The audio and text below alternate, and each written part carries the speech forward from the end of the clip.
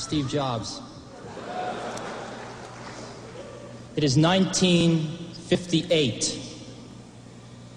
IBM passes up the chance to buy a young fledgling company that has invented a new technology called xerography. 2 years later, Xerox is born, and IBM has been kicking themselves ever since. It is 10 years later, the late 60s. Digital Equipment, DEC, and others invent the mini-computer. IBM dismisses the mini-computer as too small to do serious computing, and therefore unimportant to their business. It is now 10 years later, the late 70s. In 1977, Apple, a young, fledgling company on the West Coast, invents the Apple II, the first personal computer as we know it today. It is now 1984.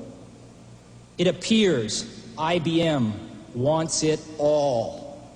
Apple is perceived to be the only hope to offer IBM a run for its money.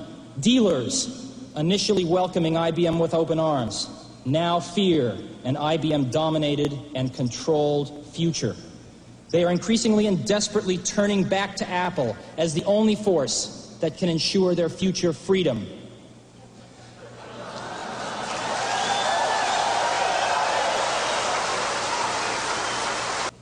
Will Big Blue dominate the entire computer industry? The entire information age? Was George Orwell right about 1984? Today we celebrate the first glorious anniversary of the Information Purification Directives. We have created, for the first time in all history, a garden of pure ideology, where each worker may bloom, secure from pests of vague contradictory thoughts. Our unification of thoughts is more powerful a weapon than any fleet or army on earth.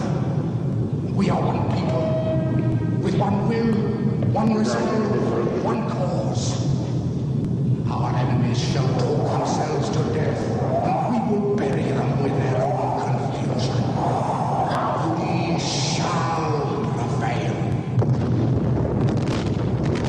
On January 24th, Apple Computer will introduce Macintosh, and you'll see why 1984 won't be like 1984.